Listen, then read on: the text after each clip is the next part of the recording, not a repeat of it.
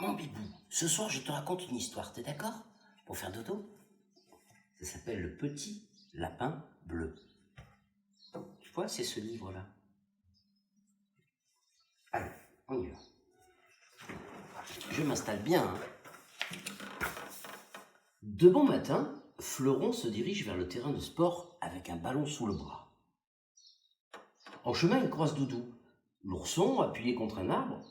« Que se passe-t-il, Doudou ?»« Je me suis blessé la patte, il faut que tu m'aides. »« Bien sûr, voyons. » Regarde, il s'est blessé la patte, il marche avec une canne. Le lapin bleu a déjà oublié sa partie de football avec ses copains. Doudou est mal en point, dit-il à l'adresse de Panache, Canaillou, Riton et Miro. Aidez-moi à le conduire jusqu'à la maison de Maître Sam. Il s'y connaît un peu en médecine. Maître Sam, c'est un hibou. C'est lui. Oh là là, fait le vieux hibou, après avoir examiné la patte de Doudou. Il faut le transporter chez le docteur Dodu, dans la montagne. Moi, je peux rien faire pour lui. Mais comment faire, demande Miro. Une civière, mes petits, j'aurai besoin de l'aide de chacun d'entre vous. Ils vont devoir fabriquer une civière pour le transporter. Oh, regarde. Aussitôt dit, aussitôt fait. Les 5 courageux secouristes installent Doudou sur la civière. Après un dernier signe à Maître Sam, ils se mettent en route vers la montagne. Ils vont dans la montagne. Le voyage n'est pas de tout repos. Les rochers, les crevasses, les arbres abattus, les rivières et le sentier qui montent. Finalement, nos petits amis arrivent au terme de leur expédition. La maison du docteur Dodu, creusée dans le tronc d'un arbre gigantesque. On y est, se réjouit Miro. Bravo, les félicite Cuicui. Cuicui, c'est qui? C'est bizarre. Ah, c'est lui, Cuicui. Oh oh oh! Fleuron frappe à la porte, suivi de Riton. Aussitôt, ils aperçoivent un gros ours, visiblement de très mauvaise humeur, qui descend l'escalier de bois. « Que faites-vous chez moi ?» grogne-t-il. « Un de nos amis est blessé, et Maître Sam dit que vous êtes le seul à pouvoir le soigner. » Il n'a pas l'air commode, le petit ours, là. Panache et Canaillou portent la civière et le blessé entre leurs tours. « Mais c'est Doudou !» s'exclame le docteur. « C'est mon petit-fils. Mais que lui est-il arrivé ?» Il dépose sa canne et prend délicatement l'ourson dans ses bras. Tout le monde se met au travail, sous les ordres du docteur Dodu. La taupe endort Doudou avec du chloroforme. Oh, la taupe, elle voit pas bien, elle a des lunettes parce qu'elle voit pas la taupe. Et t'as vu, elle endort Doudou avec un produit qui fait faire dodo. Et Canaillou et Panache font chauffer de l'eau. Canaillou et Panache. Fleuron prépare l'ouate et Riton surveille le malade. Ah ben dis donc, tu vois, il y a Fleuron qui prépare l'ouate, c'est un peu pour soigner. Le médecin a vite fait d'extraire une grosse épine plantée profondément dans le genou du petit ourson.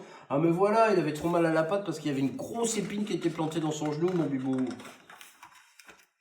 Oh, merci de votre aide, dit le docteur. Je vais garder Doudou quelques jours avec moi. Nous avertirons ses parents. À bientôt, nous devons rentrer avant la tombée de la nuit. Bonne nuit, mon bibou. Mon bibou. J'ai choisi un livre qui s'appelle Contes de tous les pays. L'Afrique, l'Asie, l'Europe, les États-Unis. On va faire un voyage autour du monde avec des jolis contes. T'es d'accord? Ça, c'est un cadeau pour faire dodo le soir, tranquillou. On y va? Allez. Alors, contes de tous les pays. Je m'installe bien. On commence par la fiancée du crocodile. La fiancée du crocodile.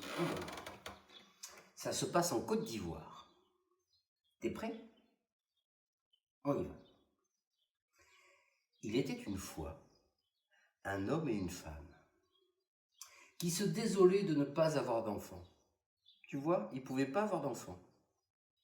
Un matin, la femme puisait de l'eau au bord de la rivière quand Seigneur Crocodile s'approcha et demanda « Pourquoi pleures-tu si fort ?»« Mon cœur se brise quand je vois un bébé, répondit la femme.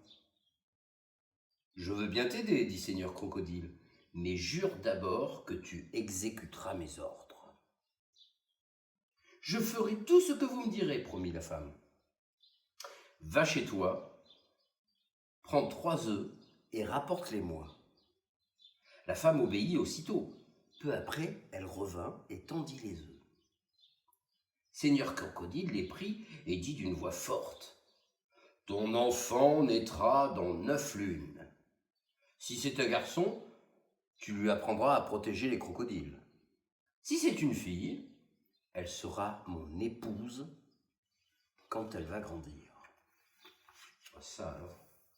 « Je vous le promets, s'écria la femme, folle de joie. Merci. 9 lunes plus tard, la femme mit au monde une ravissante petite fille. Les années passèrent et l'enfant devint une jeune fille, si belle et si gentille que tous les hommes de la région rêvaient de l'épouser. C'est pourquoi le père était fort en colère. « Tu n'aurais jamais dû faire cette promesse au crocodile, disait-il à la femme. Je veux que notre enfant soit l'épouse d'un prince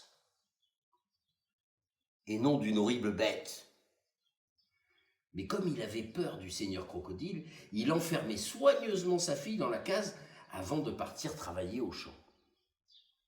Un jour, Seigneur Crocodile marcha jusqu'à la maison de la jeune fille et cria « Ouvre-moi !» La jeune fille suivit le conseil de son père et ne répondit pas. Mais Seigneur Crocodile gronda avant de partir « Je sens que tu es là. Bien avant ta naissance, tes parents ont promis que tu serais ma femme. Demain, je viendrai te chercher. » Quand les parents rentrèrent à la tombée de la nuit, la jeune fille leur raconta en pleurant ce qui s'est passé. « Je sais ce que je vais faire, décida le père. Il sait ce qu'il va faire, mais, il y a un problème de page, là. Ah oui! Pardon, mon bibou, on avait oublié une page. Le lendemain matin, il se cacha à l'intérieur de la case bien fermée et il attendit l'arrivée du seigneur Crocodile. Quand celui-ci approcha, le père lui envoya dans l'œil une flèche empoisonnée. Seigneur Crocodile poussa un grand cri et mourut. Il est mort. Quelques semaines plus tard, le prince d'un pays voisin, qui avait entendu parler de la belle jeune fille, vint la chercher et l'épousa. Depuis ce temps-là, les crocodiles ne sont plus les amis des hommes. Quand quelqu'un s'approche de leur rivière, ils ouvrent une large gueule et clac, ils l'entraînent au fond de l'eau. Voilà ce qui arrive quand on ne tient pas les promesses qu'on a faites à son bienfaiteur.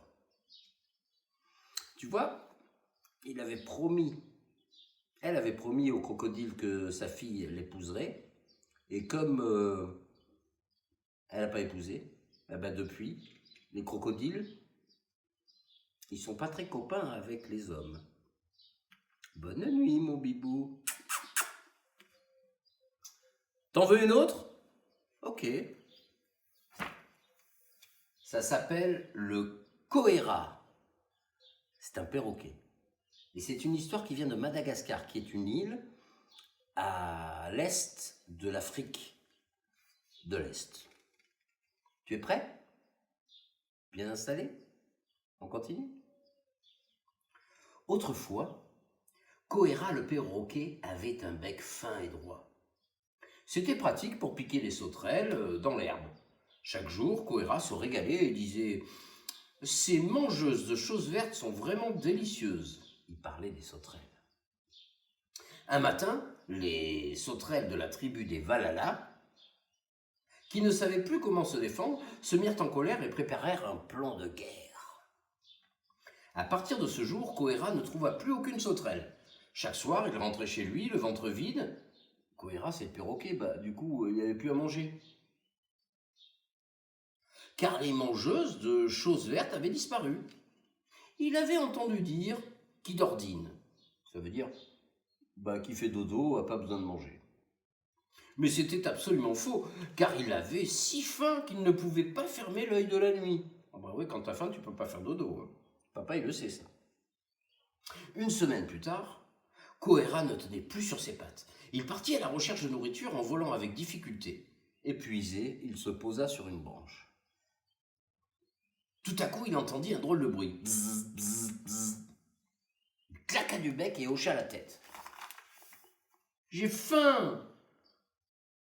J'ai si faim que mes oreilles bourdonnent. » Le perroquet ferma les yeux pour oublier ce bourdonnement bizarre. Rien à faire, le bruit se rapprochait. Bzz, bzz, bzz, bzz, bzz, bzz. Il ouvrit alors les yeux et sursauta. Tout était noir autour de lui.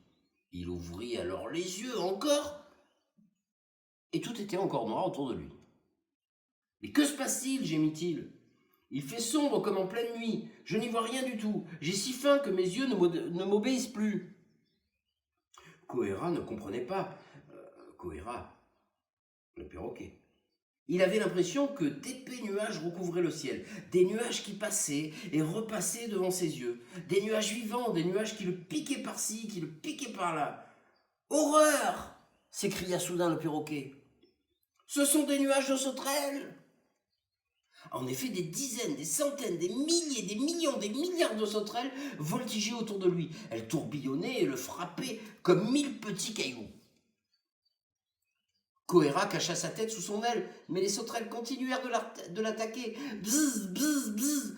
Il s'éloigna, sauta de branche en branche. Les sauterelles aussi. Bzz, bzz, bzz. Oh. Le perroquet avait toujours le ventre vide. Il n'avait plus la moindre force. Il s'arrêta au pied d'un arbre et resta là, sans bouger. Pif, paf, les sauterelles tombèrent sur son bec, l'une après l'autre. Bzz, bzz, bzz. À la fin de la journée, Koera, le perroquet, s'écroula sur le sol. Il était presque mort, et la tribu des Valhalla fit demi-tour. Elle avait gagné la guerre. Eh oui, mon bibou. Et maintenant, il faut faire dodo. Gros bisous.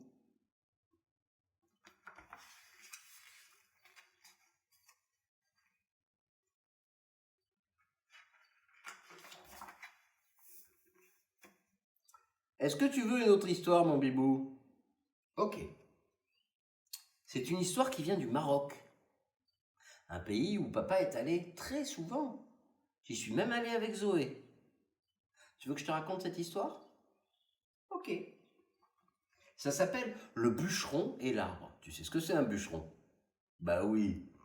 C'est un monsieur qui coupe les arbres. Allez, on y va, je te la raconte. Je recommence. Un pauvre bûcheron vivait dans un petit village du Maroc. Chaque matin, il allait dans la forêt, abattait un arbre, puis rentrait le soir au village, vendre branches et fagots. Il vendait les branches de l'arbre et puis les petits fagots pour faire du feu. Un jour, il venait de donner le premier coup de hache, quand il entendit une voix qui semblait venir de l'intérieur du tronc. C'est bizarre, ça. « Si tu me laisses en paix, je te donnerai ce que tu voudras. » Le bûcheron était surpris. Pourtant, il répondit. « Donne-moi quelque chose à manger. » Aussitôt apparut un petit moulin à pied de l'arbre, et la voix expliqua. « Tu n'auras qu'à dire « Fais ce que font les moulins » et ce moulin moudra de la farine. » Le bûcheron n'en croyait pas ses yeux. Il ramassa le petit moulin et rentra chez lui. Il montra à sa femme l'étrange objet qu'il rapportait de la forêt et dit d'une voix très forte. « Fais ce que font les moulins !» Et le moulin obéit. Le bûcheron et sa femme s'embrassèrent. Désormais, ils n'auraient plus jamais faim. Le lendemain, une vieille mendiante, tu sais, c'est une dame qui fait la charité, qui demande des sous parce qu'elle n'a pas de travail. Elle frappe à la porte et demanda l'aumône. La femme du bûcheron la fit rentrer. « Va dire au petit moulin, fais ce que font les moulins !» La mendiante obéit et le moulin se mit à moudre de la farine. La vieille femme prit la farine et s'en alla. 2 jours plus tard, elle revient chez le bûcheron. Elle avait caché sous son vêtement un petit moulin qui ressemblait, à s'y méprendre, au moulin magique. Elle échangea donc discrètement les 2 moulins et repartit. Quand le bûcheron voulut obtenir de la farine, le moulin ne fonctionnait plus. Furieux, l'homme le cassa en 1000 morceaux. Il prit sa hache, retourna dans la forêt et frappa l'arbre magique. Comme la première fois, la vie de l'arbre lui dit « Si tu me laisses en paix, je te donnerai ce que tu voudras. »« Donne-moi quelque chose à manger, répondit le bûcheron. Aussitôt, un plat apparut et la voix expliqua. « Dis-lui, sers ce que servent les plats et tu mangeras à ta faim. » En effet, il suffisait de prononcer cette phrase pour que le plat se remplît de couscous et de viande. Bonne nuit mon bibou. Elle n'est pas finie. Le lendemain, la vieille mendiante revint. Comme la première fois, elle trouva le moyen d'échanger un plat ordinaire contre le plat magique. Cette fois, le bûcheron crut que le plat ne fonctionnait plus. Il le cassa et retourna dans la forêt avec sa hache. « Que veux-tu encore ?» demanda la voix de l'arbre. « Quelque chose à manger, » répondit le bûcheron. 3 bâtons apparurent devant le tronc et la voix expliqua. « Dis simplement, fais ce que font les bâtons. » Le bûcheron prononça la formule magique et les 3 bâtons se mirent à battre. « Au secours !» hurla le bûcheron. Il suffit de dire « Je me repens au nom d'Allah » et les bâtons s'arrêteront, dit la voix. « Je me repens au nom d'Allah » gémit le bûcheron. Les bâtons s'immobilisèrent et le bûcheron les emporta chez lui. Il commençait à soupçonner la mendiante d'être responsable de la disparition de son moulin et de son plat. C'est pourquoi la vieille femme frappa de nouveau à sa porte. Il lui montra les bâtons et lui conseilla « Dis-leur, faites ce que font les bâtons et tu obtiendras tout ce que tu voudras. » La vieille mendiante prononça la formule magique et les bâtons sautèrent sur son dos. « Au secours !» cria la vieille femme. « Rends-nous le moulin et le plat que tu nous as volés, ordonna le bûcheron. « Ils sont cachés dans ma maison, de l'autre côté de la route, gémit la mendiante, car les bâtons la frappaient toujours très fort. Le bûcheron courut chercher son moulin et son plat, puis il confia à la vieille femme la deuxième formule. « Je me repens au nom d'Allah », répéta la vieille mendiante. Les bâtons la laissèrent en paix et elle s'enfuit à toutes jambes. Grâce au moulin et au plat, le bûcheron et sa femme ne manquèrent plus jamais de rien. Et si un voleur voulait s'en emparer, les 3 bâtons étaient là pour les protéger. Maintenant, dodo.